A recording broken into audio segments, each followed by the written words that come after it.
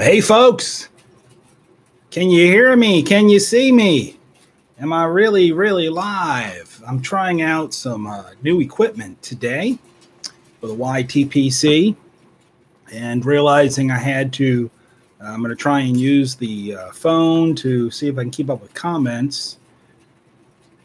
And I had the volume up on the phone, so we were in this kind of a feedback loop. I had to fix that and had this nifty screen set up just in case I wasn't ready, and I wasn't. And trying out some new software as well.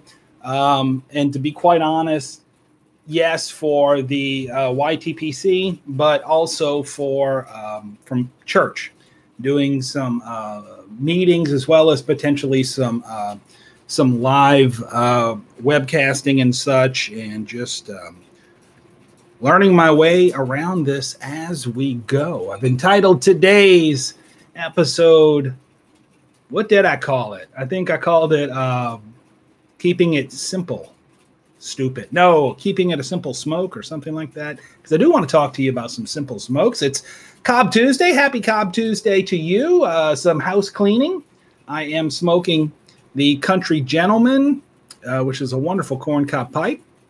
The camera is up here, so I'm watching. I've got some notes here, the screen, and it looks like I'm not looking at you. So I will look up at the camera. The Country Gentleman. I've added to this particular Country Gentleman this gorgeous bit. Can you see that? That is their stem, I should say, is from Forever Stems. To me, that is one of the most inexpensive ways to turn an already inexpensive pipe, the corncob, into an incredible smoking machine. Why? Well, one of the things that I dislike about Missouri Meerschaum corncobs, and there's not a lot to dislike, but I don't like the stems that they come with. I find that they're cheap and they don't wear well, and they often will detract from the enjoyment and the pleasure of the actual smoke as well. So these Forever stems, I don't know, for 20, 24, 30 bucks or so, depending upon what you're getting, can really, I think, increase the value of the pipe, but also more so than the monetary value, increase the value of the smoke itself. So, okay, Walter says, hello, Padre. Cal Delta Piper says, how are you? I am doing fine, my friends, and blessed to have you guys online today. I know it's a weird time at 3:15. Dare I say it's kind of like the afternoon, the after school special. I don't want to say that because it'll get me in trouble with the FDA. That's one of the things I said, talking about some current events I wanted to talk about. Let me see if I can pull this up on my monitor over here. There's a House bill that has been introduced. It's called House Bill 293 in the United States Congress. And it is titled Youth Vaping Prevention Act of 2019. And of course, as is often the case with politicians, this has far-reaching tentacles beyond just youth and vaping, and gets into messing with flavored tobaccos and everything else. You know, folks, this is going to continue to be a problem, in my opinion. I'd like to know yours as well. This is going to continue to be a problem as long as Congress does not go back and fix what they did with the FDA, which was they basically said, we don't have any sort of control over tobacco. We have handed that over to the Federal Drug Administration. And the problem with that is, folks, is the FDA is not an elected body. They're government bureaucracy. Lord knows how those people get those jobs and how long they stay in them and what their true motives and motivations are. And I'm not always sure it has anything to do with the betterment of the people. If you think Congress can be bought, you think about what kind of regulations oversee the FDA. I don't even begin to know what they are. But as long as Congress has basically handed over any kind of legal responsibility for issues of tobacco, we're going to continue to see this kind of nonsense, like the FDA deeming, and then strangely Congress thinking that now they should pass bills, that they've already handed this power over to the FDA. And At any rate, this House bill, from what I understand, the original author, who I forget who it is, has no co-authors as far as I know. But let's see, the bill was reintroduced earlier this month by Representative Rosa DeLauro. She is a Democrat congresswoman from Connecticut. So I don't know, folks. I don't know what to say. Good day to you, Calvary Piper. Blessed to have you on board with us today. So let me kind of continue with my house clearing here. I told you I was smoking the Country Gentleman with the Forever stem on it. What a beauty that is. What do I have in it today on this Corn Cob Tuesday? It's part of keeping it simple. What is more simpler? I don't want to say simplistic, but in the pipe smoking hobby, the corn cob is it's one of the simplest things. I think if you are a new pipe smoker, that you probably should invest in a couple of corn cobs before you even buy your first briar. And if you're an advanced pipe smoker, you should have some corn cobs in your rotation too, because they're just wonderful smokers. They're inexpensive. Again, for a few bucks more, you can put a beautiful stem on them. But I am smoking today something that is relatively new to me. I'm going to hold it up and show it to you. And of course, because of the resolution, poor resolution of the camera I'm using right now in the software, because we're still in experimental stages, it's not showing you what that says. But what it does say is it's Hearth and Home Louisiana Red Pipe. Folks, this, talk about keeping it simple. For, I don't know, $3 an ounce, $3.50 an ounce if you buy it at the most expensive, which is, 2 ounces or less or something. It's an incredible smoke. This is a Hearth and Home tobacco. Russ Arlett is the blender. Let me tell you what it says on tobaccoreviews.com. A great sweet and spicy blend, and I would say that is an apt descriptive. Sweet and spicy, containing 2 different red Virginias and a good amount of outstanding St. James Perique. St. James, from St. James Parish here in Louisiana, right outside of New Orleans. The rich, round sweetness of the Virginias are complemented by the plum and peppery hints of the cool-burning Perique, an overwhelming favorite of local Pipe Club members. Now, I got to tell you, this Virginia Perique, dare I say it, because, everybody's taste buds are different. But it reminds me, this reminds me actually of a McClellan 5100 with some peppery Perique added to it. It's a sweet and savory smoke. It's cool burning. It's tasty. Man, it's good. And in that vein of keeping it simple, a corncob pipe and this bulk blend, which is absolutely dirt cheap. If you aren't smoking some of this, I don't know what you're waiting for to give a nice Red Virginia a try. Folks, there is life after McClellan. Yes, it's rougher than it need be, but there is. Pardon me while I put on the old reading glasses and check on a few other things. I did say I was going to keep it simple today. Well, we got some folks online. Mark in Rhode Island is saying hello. Hello, Mark in Rhode Island. Cal Delta Piper, I've had to deal with the FDA while working in the food industry. I am so sorry to hear that, my friend. Let's see.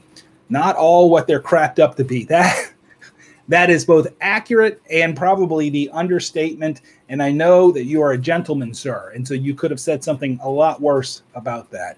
Skulls Piper says, hey, nice pipe. Skulls Piper, so good to see you, my friend. I got a message from you the other day, and then when I went to go read it, it had disappeared. So I don't know what happened there, but good to have you checking in. Stay in touch, brother. Pipes Etc. is on board with us, and John Doe. I don't know who that is because he's John Doe. Good to see you with us today. Virginia Piper says, greetings. Always a blessing to have you with us, too. The pipe artings are...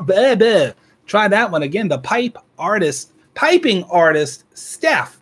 Why can't I ever say your name, gal? The piping artist... Oh, goodness. The piping artist, Steph. She says, hello, all. I don't know. I get tongue-tied thinking about you. What's that about, huh? Hello to you over in Texas, and I hope you and your husband have not been attacked by the geese. I saw that video. Y'all were talking about the birds coming in. I don't know what your weather is like over by you in the Texas area, but we're having a cold one today in southeast Louisiana. In fact, they were talking about the potential for snow on the North Shore, and I don't think that came to fruition. But let's see. John Doe says, are you smoking the Lord's cabbage? Oh, my goodness. Great to have all you folks with us today. So, yes, to go back to that comment, the FDA is not all what they're cracked up to be. And I think it's just reprehensible that Congress is as irresponsible as they are, as our elected officials, to basically, with the deeming regulations, hand that over to non-elected officials. It's a travesty in this great country that we live in. It's cold in South Missouri, says Danny. Bet it is. Eric, the blue-collar pipe smoker, is also in the house and with us. Blessed to have all of you guys on board. So I tossed that out there as one of those news stories. I'm going to tell you a couple other current events sorts of things that have been on my mind. And if any of you have any opinions, well, chime on in. I wish there were a way that we could do this, not just with the chatting feature, but to have you kind of come in on an audio or something, almost like they do with the radio shows and such. But a couple other news stories that have caught my attention. Here's one of them. There is a senator from Arizona. Her name is Sinema, not Cinnamon, Sinema, although they have taken some swipes at her because of that name and calling her Cinnamon and such. Here's the deal. She's in the news because she is Kirsten Sinema, Democrat from Arizona. Well, she went into the Senate and she was dressed, I don't know. I guess there's a couple of ways to look at this. And I'm wondering what your thoughts are. She was dressed nicely. Is it nice for the Senate? You know, do we have a different level of dress code for the Senate, which, you know, has traditionally kind of been very vanilla and plain? You know, the gents wear a blue jacket and a red tie, and the ladies look like they're going to a funeral. I don't know. Maybe I'm making a little too much of that. But anyway, so she shows up, right? She's new. And she's got these knee-high boots on. How do we know they're knee-high? Well, because she's not wearing a dress. She's wearing a skirt, and it's above her knee. And she's an attractive lady. I mean, you can't take that away from her. And so I heard some people saying, "Oh, that's totally inappropriate. That's unprofessional. That's not how you dress in the hallowed halls of the United States Senate." And I'm thinking to myself, well, maybe. I don't know. I'm also thinking to myself that the United States Senate has bigger fish to fry than how people are dressing. I hope I didn't lose this signal here. I'm looking a little weird on the computer screen, but let's see, on the phone, I'm still looking like I'm live. So if you can hear me, let me know. She's a knucklehead, Pipes Etc. says. You're talking about that senator, I would imagine. Oh, my goodness.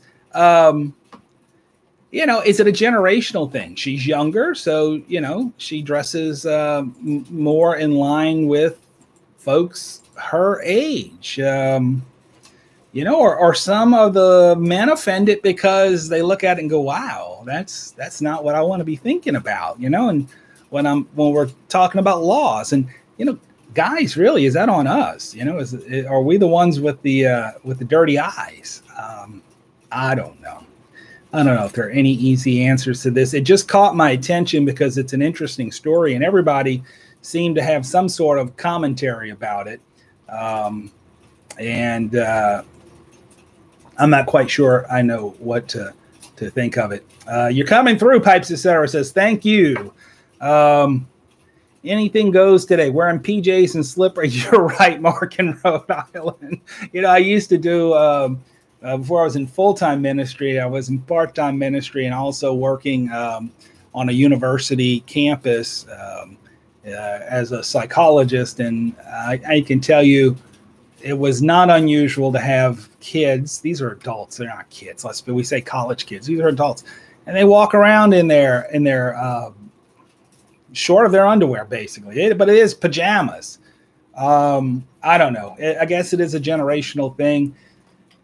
I'm of the generation where I guess, the folks ahead of us were thinking those rascals do nothing but wear their blue jeans and their tennis shoes and their topsiders. And, I guess it's kind of like music too. Every generation's music gets a little worse.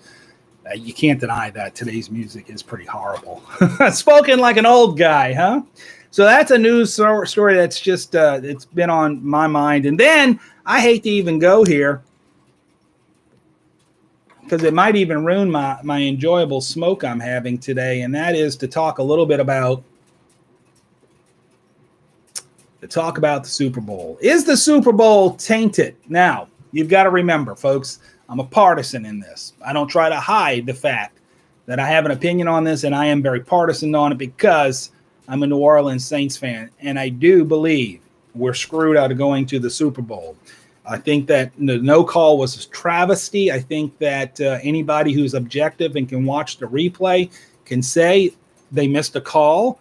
There are no rules really to account for that, to make up for it in any kind of way. So that is the way the ball bounces, so to speak. I don't buy into conspiracies and such, that this was all planned by the NFL to rob New Orleans of going to the Super Bowl and to send LA because they have no fan base and they're trying to build their fan base and all that nonsense. It's true, they don't have a fan base.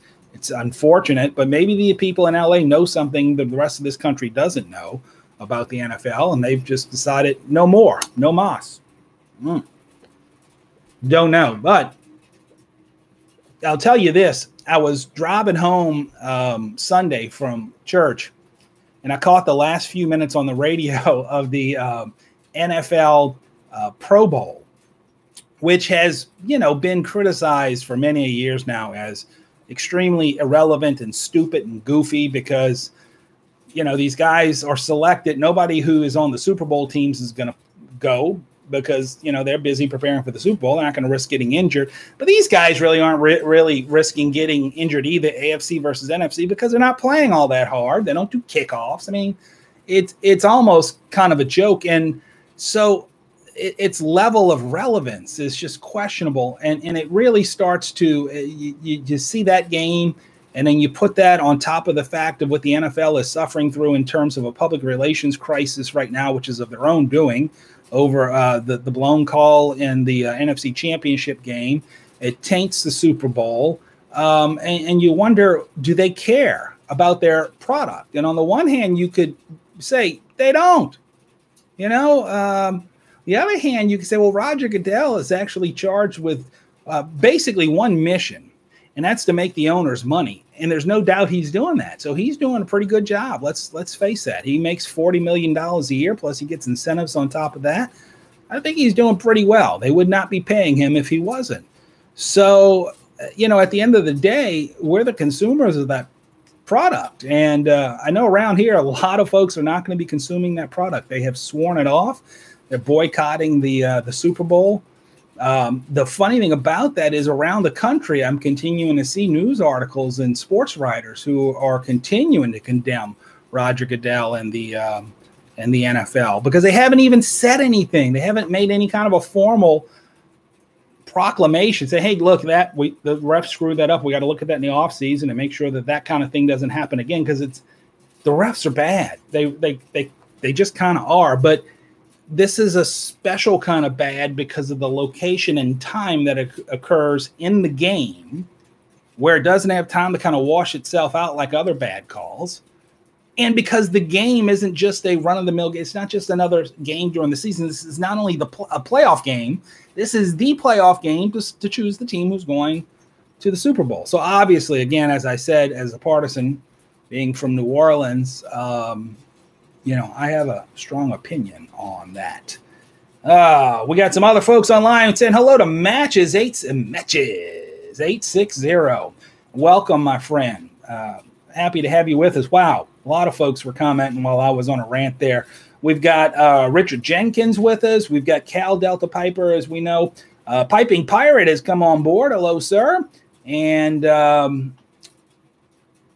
Piping Artist Steph says, we're Chief fans in this house. Yeah, they had some bad calls in that game, too. I just don't think anything stands up to what happened with the Saints, because what you've got is, here's the optics of the whole thing that are so bad, and this just gets on me. So Roby Coleman pass interferes, helmet to helmet.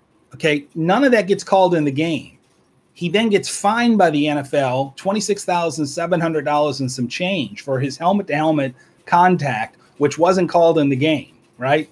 So now he's got to come up with this fine to send over to Roger Goodell and the boys in the NFL office. Right. That sounds fair, to get him fined $26,765.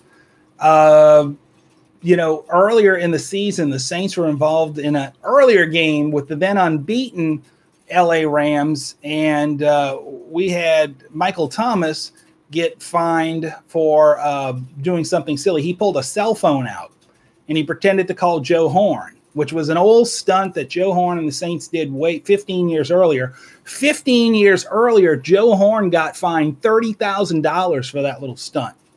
15 years ago. This guy, helmet to helmet, which is, you know, you can cause damage, concussions, break necks and such, and he gets a $26,000 fine. It's just bizarre, right? And the weird thing about that is Michael Thomas was also fined $30,000 for pulling out the cell phone. So Horn did it 15 years ago, got a $30,000 fine. 15 years later, Michael Thomas gets a $30,000 fine. The cell phone incident, right? We're just being silly, stupid, dumb. And then helmet to helmet is $26,000 and costs the Saints the game because it wasn't called in the actual game. Folks, the NFL has an optics nightmare on their hands. I think they have an actual public relations nightmare on their hands. I don't think they know it. I don't think Roger Goodell knows how severely damaged this product is. You know, there was all the debate last season, earlier this season, about the national anthem. And I mean, this is a product that has just really been damaged. Gillette should be thanking the NFL right about now for taking all of the attention off of them and their public relations disaster, and now putting it on the NFL. So you're going to be watching the Super Bowl. And if so, who are you pulling for? Are you another fan? So many people, it seems like, in the national polls are just so tired of seeing the Patriots there. But look, kudos to the Patriots for getting there every year. I have some opinions on that too. I think Tom Brady and Belichick are cheats. That's been proven. They've used videos to try and steal signals, and Tom Brady with his Inflategate issues, and you know, and how was that treated? And if you look at, is there fairness and equity in the league? When Sean Payton was suspended, New Orleans Saints coach, suspended for an entire season over what was called Bountygate, right? Where allegedly the guys had a little pool going that if you put the hurting on somebody, you got the big pool at the end of the day. And Payton, as coach, should have known about that, and yada, yada, yada. So he loses an entire year of his career on that. That was the NFL's punishment. Belichick, you know, he gets to cut his sleeves off and continue to be a bad boy and steal signals and have Tom Brady deflating balls and making it easier for him to throw. And yeah, I'm sorry, New England fans, if I'm coming down on you. I'm doing it just for, again, to give a larger picture to this. It doesn't seem like the NFL has any sort of consistency with their operations and the way they do things. Rogue Glide Sully says the only thing NFL know they have an issue. The only way to let the NFL know they have an issue, and I don't think he completed that thought. So let us know how do we let them know that they have an issue? I don't think they care. You know why? Now, I told you I wasn't against I didn't believe in these conspiracies, but here's what I do believe. This is why I don't think the NFL has an issue, and I don't think they believe they have an issue. You and I, as football fans, or just Americans, or just people around the world who want to tune into the Super Bowl, we look at the NFL. We know NFL stands for National Football League, and we think that this is really about football. And I don't think it is. Football is an incidental to Roger Goodell in the NFL. It just happens to be the way they make some money. But what they really do is they sell time, right? So they sold the timing, the rights to the time of a particular game to CBS, who turns around and sells time in the form of commercials that are like, I don't know, $1 quadrillion for 30 seconds. I mean, this is big money, folks. And it really doesn't have a whole lot to do with the game. Other than that the game is what it all rests on. But, at the end of the day, it's gotten so big. I think that if the NFL threw, pigs out there, two teams of wild boars, if we're still willing to watch that and they can sell it and get money, then they're successful. The game is just secondary. It's incidental. They're really in the market. The thing that they do, their mission is they sell commercials. That's what they do. So you're going to see $1 quadrillion Doritos commercial and $1 quadrillion GoDaddy commercial. And somebody said Coke or Pepsi, one of them backed out this year. But, folks, it's huge money. And I don't know that it has really necessarily, at the end of the day, a whole lot to do with football. That's just the means to the end. I think if the NFL were really concerned about football players' safety, they'd have better rules. They didn't do anything with the helmet-to-helmet contact stuff until they got sued. And we saw that there were some guys who had suffered brain damage while playing from the NFL and had a higher incidence of suicide rates in that population, and Parkinson's disease and neurological problems.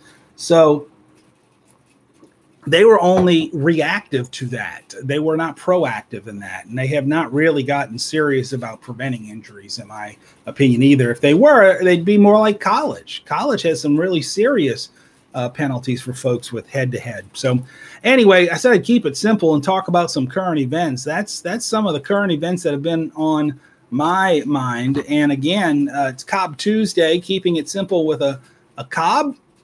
And folks, bulk. You can't get any simpler. And I'm telling you, there's some good bulk blends out there. This is such an inexpensive and tasty Virginia Hearth and Home Louisiana Red Pipe. My goodness gracious. I'm telling you, it's like McClellan's 5100 with a tad bit of Perique thrown in there, which spices it a little, which is nice and cools it. And this is a no bite blend. It's tasty, it's savory, it's sweet, it's got all the good stuff that folks who like Virginia's would be looking for. Mark in Rhode Island says, go Pats. All right. Patriots is who he's pulling for. Don't hate on us, he says. Yeah. No, we don't hate on anybody except for Roger Goodell. We can hate on him. Oh, let's see. Who else we got online here? We said Road Glide Sully is with us. I have yet to get to the peanut butter and jelly tobacco, but I plan to. You guys need to go check out Road Glide Sully's channel if you haven't and see what he's been doing with his PB2 and creating a peanut butter and jelly flavored pipe tobacco. That's just some funny stuff. Albany Pipe Smoker is with us in the house as well. Who am I missing? Has anybody snuck in here and haven't had a chance to give them a halo and a hello and a hi there? And how's it going? Jimmy Tabacchi, hello to you, and thanks for being with us. I think I've shouted out everybody who might be online with us. And I know this is a weird time of the day. Came on at 3:15 my time. That puts us at a half an hour already. And again, it's sort of like the after school special, but we can't do that because the FDA is concerned about youth smoking in America. That's hogwash. If they were really concerned about youth smoking in America, then they would go ahead and prosecute people who are selling tobacco products to youth. They wouldn't be trying to take tobacco products out of the hands of adults, right? I mean, we have the right to make some decisions for ourselves in this country. At least I thought we did. It seems like more and more that is not to be the case. And they keep wrapping in this. It's for the youth. It's for the young people. And it's hogwash. And they need to be called out on that nonsense, whatever their motivation is, whether it's just because they know better. And so it's the nanny state, or who knows what kind of money is changing hands. And again, when the FDA is involved, they're not even elected officials. Who watches over them? Good Lord, who watches over the Congress? And they are elected officials. Allegedly, we do. But we keep sending the same dummies back up to Washington, D.C. So what to do? Latakia Lewis says, piping artist Steph. Is that somebody who's on with us? Because I don't see that showing up in my feed, unfortunately. And I wonder if I actually get the full feed. It's bizarre. When I go back sometimes and watch a replay of a live, I see stuff that I missed, which, granted, I can totally miss it. But I'm like, I don't remember seeing that person even present during the live. So I'm not quite sure how any of this works. Such incredible technology that allows us to be together, which is wonderful. So what are you guys smoking? Is it too early, folks, at least in America? Are you still at work? What's going on? Are you smoked anything yet? I know at this time of the day, we're about, if we add 6 hours to it, that would put us at about 9, about quarter to 10, I guess, over in the UK, in parts of the UK. So they may be getting ready for bed as they tune into this live stream. And as I said before, I'm also using some new software. This is probably why it looks a little bit different. You may notice there's a, what is that called? A watermark of sorts for the product I'm testing out here called XSplit. All right, Big and Burly is what Matches is smoking. Bob's Chocolate is what Nick Piper is enjoying. Who else is smoking something? The FDA needs a purpose, Walter says. I agree with that. They do, or they just need to be done away with. Look, we have an opioid crisis in our nation. I don't know what they're doing. Federal Drug Administration. Hello? But it doesn't seem like they're doing a daggone thing about that, other than it does seem like, and this is just personal experience being in my field of, seeing people in the hospital and being discharged to hospice care and such. Seems like the FDA's response to the opioid crisis was these sweeping regulations and laws that have just made it more difficult for people who actually need opioids to actually get them. But what do I know? I'm kind of simple-minded about that. No one asked my opinion, apparently. Sutliff 151 RC, Walter smoking. That is a good one, too, my friend. That is, I like it. Nick Piper, Marlin Flake is good. Haven't had for a while. I picked up some Marlin Flake and some Howl of the Wind the other day in my brick and mortar.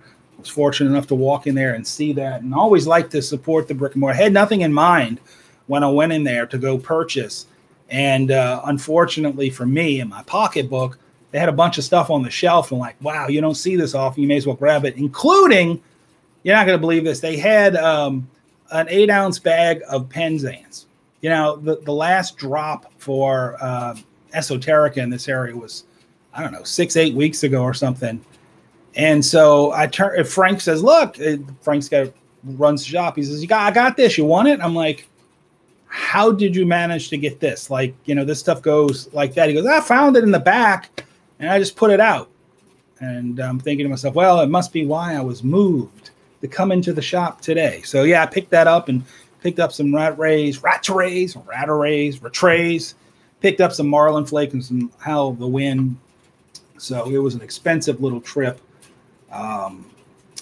Smoke Baca is with us. Been driving and listening. Aaron Go Bra here in DFW, Dallas, Fort Worth area.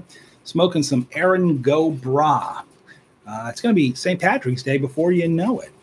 So, yep, current events. That's what's been on my mind, folks. You heard me rant on those news stories. And, of course, there's plenty of other news. The snow in Louisiana that didn't turn out to be, but it is cold out there. Yesterday it was warm. I was on 2 wheels yesterday, and today it's just blustery out there. It's cold, it's windy, it's breezy. The German Shepherd, I call it a German Shepherd because if you ever have a German Shepherd, they shed like crazy.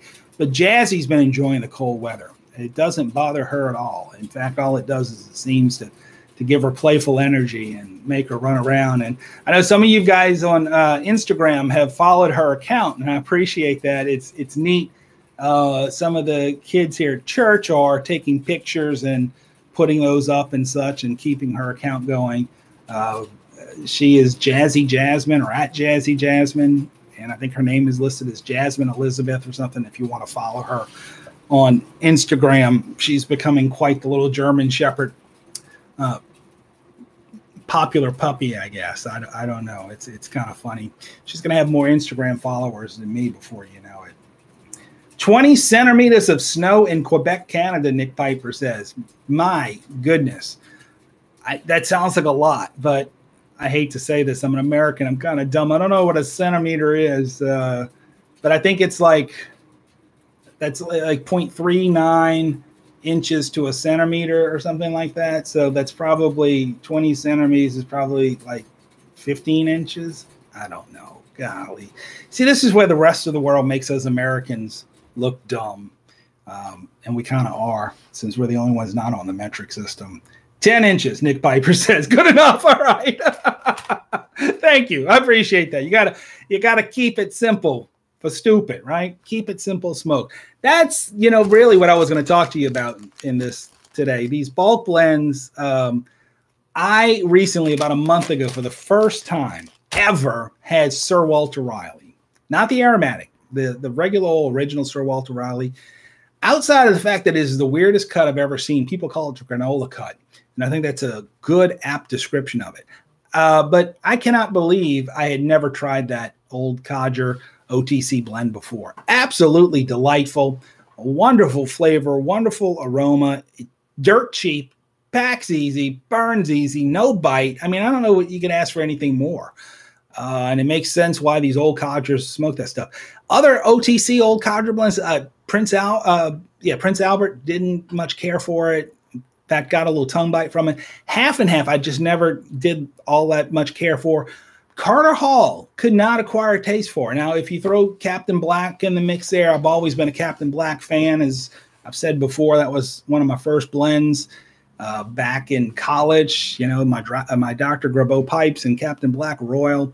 But, man, I tell you what, Sir Walter Raleigh, if you have not tried Sir Walter Raleigh Original, if I'm the last person on earth who's finally tried it, then shame on me. But if you haven't, you need to do so. You owe yourself this inexpensive pouch blend. You can get a bucket of it too for, I don't know, a few dollars. Again, inexpensive, tastes great, love it. Everybody wants to chase Penzance, and is there anything wrong? Penzance is a good brand. It's a great blend.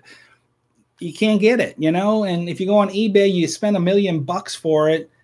It's not worth that, folks. It just isn't, particularly with all these great blends out there. In fact, who is it? Oh, goodness. This is what is terrible about getting old.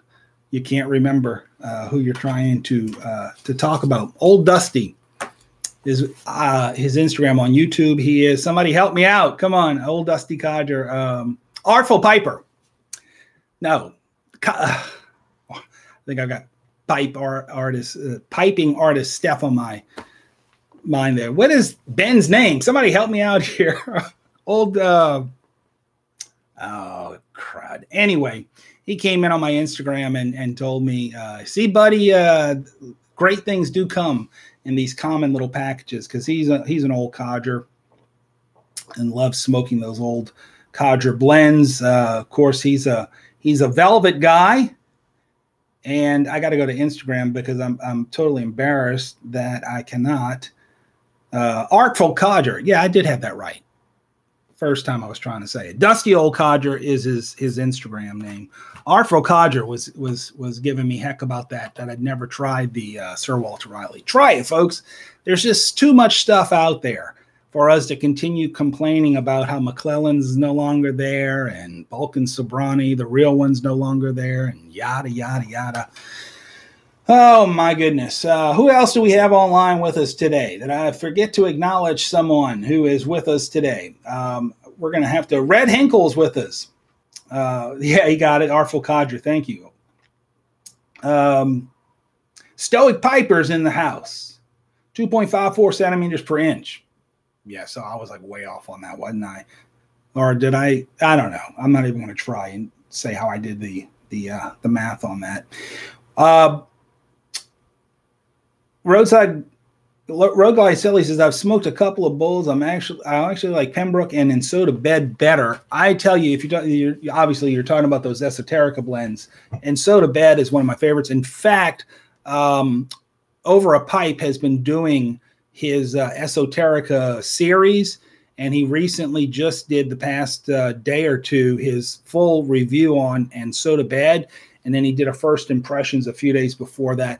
It's worth checking out. He did, I think, a fantastic job with that, as well as with Margate. And he's kind of going through all the different Esoterica blends that he has a hold of, and doing some wonderful, wonderful reviews of them. But then Soda Bed, that's one of my favorites. Absolutely. I would take that over Penzance any day of the week, to tell you the truth. But again, just trying to keep it simple. Wanted to talk to you today about these bulk blends that you can get. This Louisiana Red from Hearth and Home. You got to give it a shot. If you are a McClellan 5100 fan and you're a Virginia Perique fan, it's not McClellan 50. You know, it's not the same thing. I'm just saying it's got that. It's in that ballpark. It's beautiful. It's a wonderful Virginia. It's got the Perique in it that McClellan didn't have in that particular blend, but it serves to cool it and spice it, and it's savory, it's sweet, it's good stuff. That Sir Walter Riley, again, dirt cheap in a pouch. You can get it at the drugstore. It's just times where we got to keep it simple. You go to your corn cob, and instead of your $500 Dunhill, which I don't own a $500 Dunhill, so I'm always a little simpler than that. But anyway, folks, with this new software, I don't really know how long I've been on for. So I think it's getting to be about that time that I probably need to be signing off. As I look at the time, it's a few minutes before 2 o'clock, which math would tell me we're probably approaching 45 minutes. End of the month, and just wanted to check in as we head into February. This weekend will be Super Bowl weekend. We're boycotting it down here, obviously, a lot of us. But I'll tell you, I'll before I sign off, I'm going to give you this little inspirational kind of story, which I'm very proud of the youth here at this church. They have decided that they're going to hold Super Bowl Sunday. What they've asked to do, they made an announcement last week in church.